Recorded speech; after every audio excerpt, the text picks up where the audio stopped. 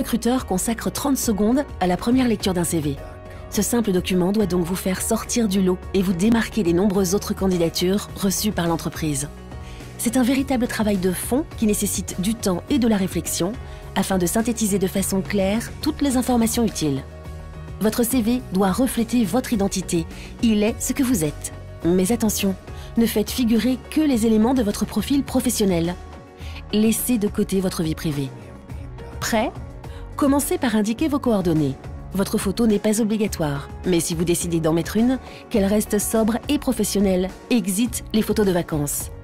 Il est recommandé d'indiquer le poste que vous recherchez, celui dans lequel vous vous projetez. Il montre que vous avez un objectif précis en tête.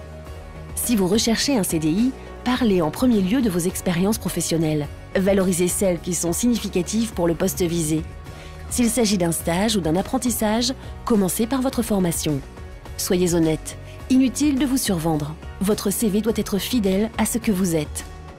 Donnez des preuves concrètes, oubliez les formulations vides ou les compétences fourre-tout comme capacité de travail importante et je suis autonome. Indiquez comment vous avez personnellement contribué au bon déroulement de vos missions et pensez à mettre en avant les détails qui peuvent vous distinguer des autres.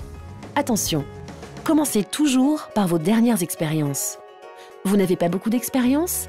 Qu'à cela ne tienne, mettez en avant les activités au cours desquelles vous avez développé des compétences professionnelles. Bien. Et maintenant, comment bien parler de ces expériences ? Utilisez des intitulés précis pour décrire vos missions. Pour celles qui ne sont pas techniques, employez plutôt des verbes d'action, par exemple animer et superviser, au lieu de suivi de ou gestion de.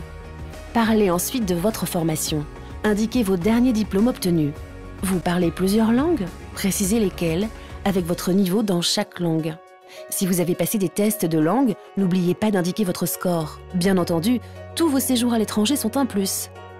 Si vous maîtrisez l'informatique, il faut le renseigner dans le détail. Ces compétences sont essentielles aujourd'hui. Quel logiciel maîtrisez-vous ?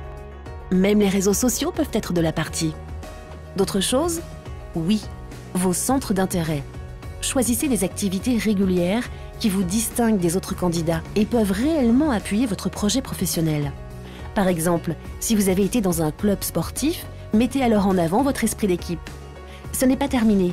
Pour la plupart des postes, il vaut mieux privilégier une forme sobre.